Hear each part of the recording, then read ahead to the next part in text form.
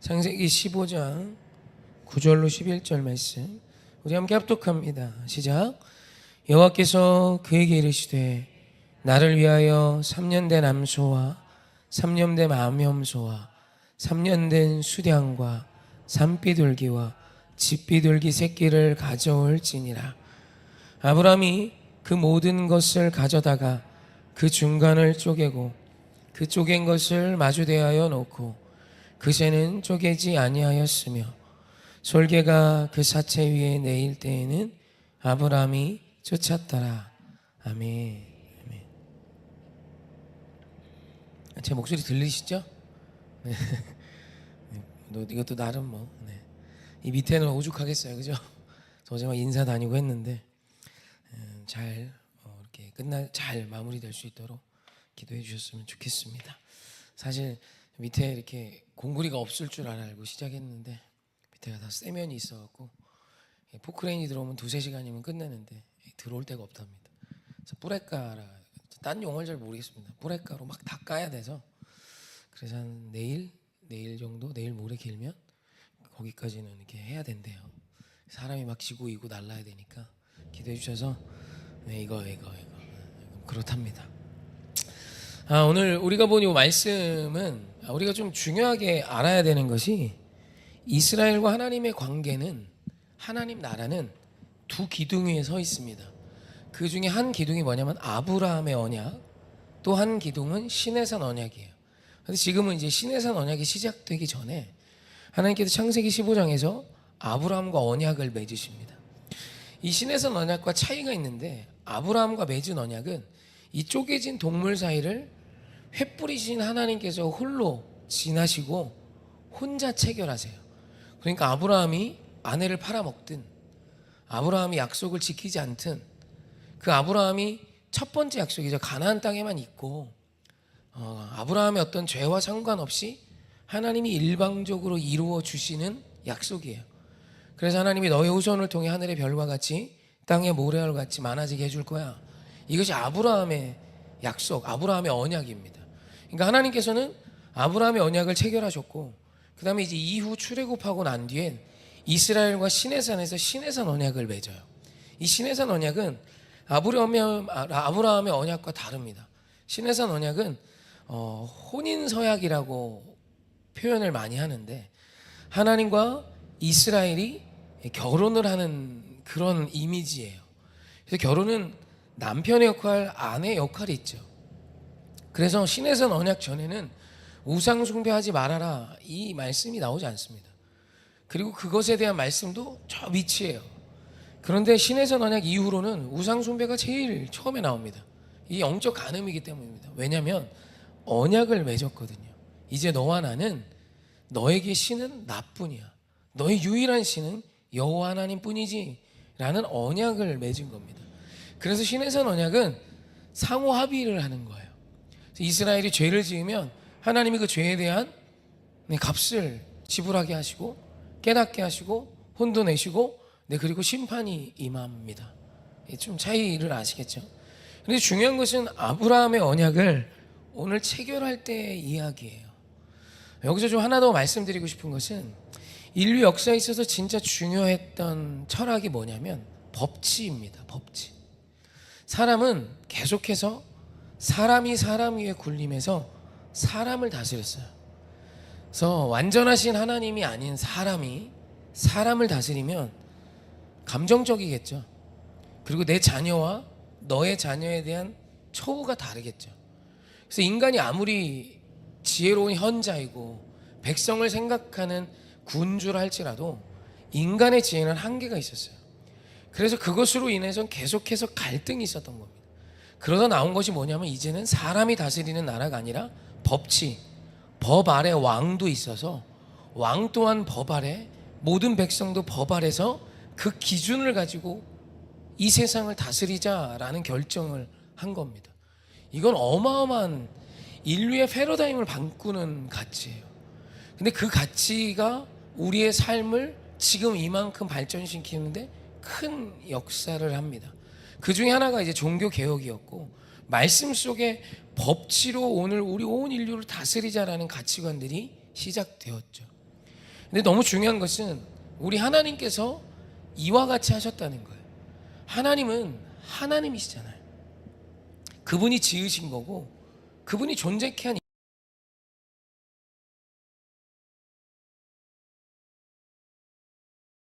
해도 되지. 사실 그게 맞죠. 그런데 지금 아브라함과 언약을 맺으시고 하나님도 언약 아래로 내려오신 거예요. 내가 만약 이 언약을 깨면 지금 쪼개진 동물처럼 죽어버릴게. 내가 심판을 받아 마땅하지 라고 고백하시며 지금 하나님이 언약 아래로 내려오신 사건이에요. 이것은 어마어마한 말도 안 되는, 이 세상에 어떤 잡신도 그러지 않아요. 그냥 뭐 돌신, 뭐 개구리신도 이런 짓 안 합니다. 근데 세상을 지으신 완전하신 하나님께서 기준 아래로 자신이 내려오신 거예요. 내가 아브라함 너에게 하늘의 별과 같이 땅의 모래알 같이 백성 준다 했지? 그거 내가 지켜줄게. 그리고 혼자 언약을 체결하시고 언약 아래로 내려오신 거예요. 그러니까 하나님도 그 언약 아래에서 언약을 지켜야만 하는 분으로 내려오신 것입니다. 이해되시나요? 그러니까 법치국가의 개념과 너무 비슷한 거예요. 그러니까 우리 하나님께서 먼저 기준 아래로 내려오셨어요. 그래서 사랑하는 성도님, 그리스도인은 기준을 가지고 사는 자입니다. 감정을 가지고 내 마음대로 사는 자가 아니라 오늘 나의 인생을 세팅하고 오늘 하루하루를 살아갈 때 기준을 가지고 살아가야 해요. 그 감정, 어떤 내 마음이 우리를 풍요롭게 하셔야지 그 마음과 감정이 답이 되어 살게 하시면 안 됩니다. 우리는 기준을 가지고 사는 자예요. 오늘 내 자녀에게 기준을 가지고 대할 때 내 감정이 아플 때가 있습니다. 맞죠? 팔은 안으로 굽는데. 그럼에도 불구하고 그리스도인은 말씀 아래, 주님의 말씀과 언약 아래, 그 기준 아래 살아가는 자로 살아야만 한다는 것입니다. 할렐루야. 왜냐하면 우리 아버지 하나님이 언약 아래로 내려오셔서 그분이 말씀의 약속대로 우리에게 행하셨기 때문이에요. 자신의 존재를 걸고 자신이 동물처럼 쪼개질 거야 라고 말씀하시며 언약 아래로 그분이 내려오셨기 때문입니다. 이건 진짜 중요한 가치고 죄송하지만 많은 한국교회가 이 사실을 잘 모르는 것 같습니다. 그래서 예수를 믿으면서 기준을 가지고 말씀의 치세, 말씀 아래 다스림 받는 인생보다 내 감정대로 기도하고 내 뜻대로 되어야만 이것이 하나님의 은혜인 것처럼 착각하는 분들이 너무 많아요. 여러분, 그건 하나님을 몰라도 너무 모르는 것입니다. 내가 사랑하고 나에게 아들을 내어주신 그 하나님은 그 기준을 지키시기 위해 아들을 십자가에 달아 죽이신 분이세요. 여러분, 하나님은 철저히 자신의 언약과 말씀 아래서 오늘 우리와 같이 언약을 지키시는 분으로 계세요. 그런 우리가 언약을 멸시하고 내 맘대로, 내 뜻대로, 내 기준대로, 내 감정대로 산다는 것은 사실 하나님과 전혀 상관없이 오늘 우리의 하루하루를 살고 있다라고 표현해도 절대 과한 표현이 아니라는 것입니다. 그래서 사랑하는 성도님, 남편 앞에, 또 아내 앞에, 자녀 앞에, 세상 앞에, 교회 앞에, 오늘 내게 주신 인생 앞에 하나님의 말씀이 기준이 되어 철저히 그 말씀을 지켜가기 위해 눈물을 흘리시고 애쓰십시오. 그러면 에이렌의 샬롬의 평안이 우리 안에 반드시 임할 것입니다. 할렐루야. 근데 이제 또 여기에 솔개가 나와요. 솔개. 이 문제를 뭐 사실 별로 중요한 거 아니라고 여길 수도 있지만 조금 의미를 부여하자면, 솔개는 우리나라 말로 맹금류를 상징하죠. 이걸 히브리어로 보면 하이트로 번역을 해놨습니다. 그러니까 아브라함이 하나님과 언약을 체결할 때 이렇게 동물을 반으로 갈라놓으니까 3년 된 그죠? 동물들을 반으로 쪼개놓으니까 이제 피 냄새가 나니까 맹금류들이 죽은 것들을 먹지 않습니까? 자기가 살아있는 걸 잡아서 먹는 경우도 있지만, 왜 대머리 독수리 뭐 이런 애들은 전부 이제 청소부라 그러잖아요. 먹고 남은 찌꺼기 다 뜯어 먹습니다. 그러니까 그거 먹으려고 내려온 거예요. 사실 자연스러운 현상인데, 사실 이것을 원어적으로 조금 풀어드리면 이 하하이트라는 이 히브리어는 사실 맹금류를 의미하는 게 첫 번째고, 두 번째로는 이방 땅 가나안 땅의 왕들을 상징하는 표현이기도 합니다.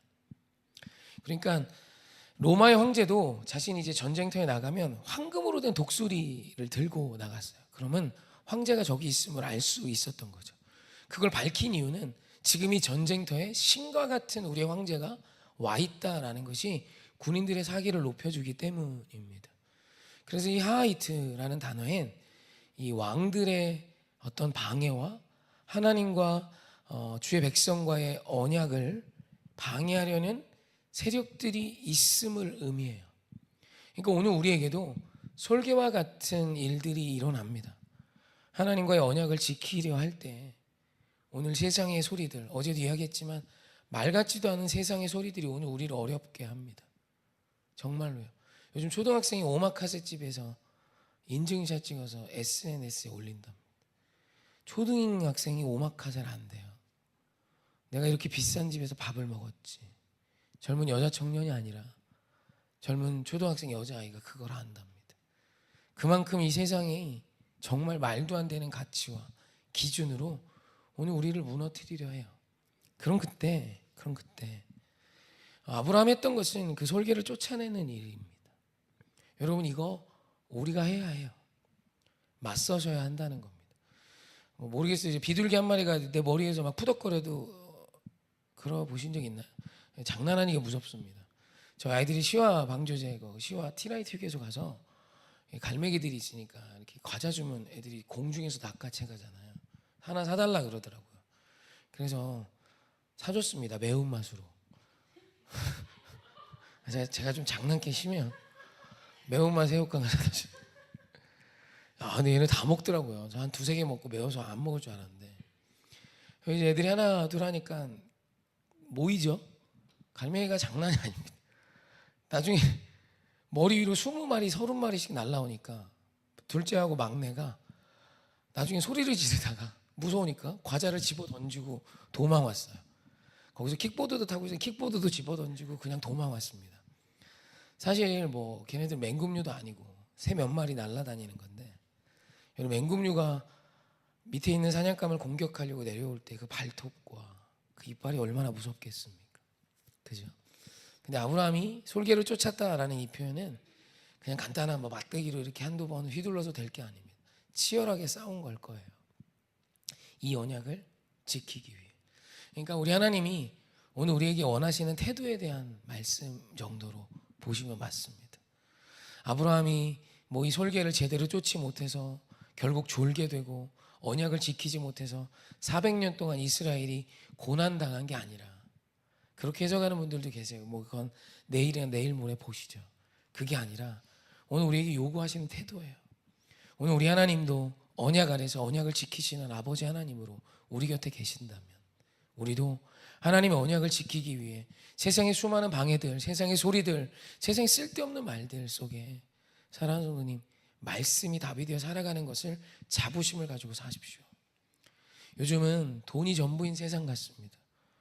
여러분, 소방관의 월급으로만 계산할 수 있습니까? 가치 아닙니까? 여러분, 이 세상을 옳게 보지 마십시오. 이 세상은 이미 죄의 기준으로 해석하고 있는, 특별히 우리나라는 더더욱 청년들이 200충, 300충이라는 이야기를 많이 합니다. 300만 원, 월 300까지는 충입니다. 충, 벌레래요, 벌레. 그래서 200만 원대 받으면 200충, 300만 원쯤 받으면 300충이래요. 저는 300충입니다.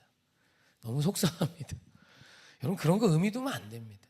제가 만약에 내 월급으로 저희 목회의 자리를 계산하면 이건 망조든 겁니다. 여러분, 어머니로서 나의 어떤 커리어를 포기하고 자녀에게 집중하는 건 그건 아름다운 겁니다. 그리고 그 아이들을 키우기 위해 또 어머니 역할을 하며 또 자신의 일을 감당하며 푼돈이라도 벌어오는 걸 돈으로 환산하지 마십시오. 세상의 가치에 지면 안 됩니다. 우리는 예수 그리스도, 주님이 주신 언약을 지키며 살아가는 믿음의 백성으로 자부심을 가지고 살아야 돼요. 그거 지키다 죽어야 하면 죽는 겁니다. 그래서 제가 저희 아이들한테 그 얘기 종종 합니다. 아빠가 열이 받아서라도 해외여행 안 갈 거야. 비행기 못 타고 뭐 개근거지? 우리 개근거지 하자. 제 일부러 얘기를 그렇게 할 겁니다. 여러분, 세상의 가치에 치지 마십시오. 솔개 쫓아내시면 이길 수 있다는 뜻이에요. 세상이 뭐라 떠들던 우리 주님이 내게 주신 그 자리에서 힘을 다해 살아내십시오. 그게 능력이며 하나님 우리에게 요구하시는 태도입니다. 세상의 그 허다한 말들이 여러분의 가부를 정하게 하지 마시고 예수님께서, 우리 하나님께서 오늘도 들려주시는 믿음의 말씀으로 일어서시길 주님의 이름으로 축원하고 부탁드립니다. 아멘.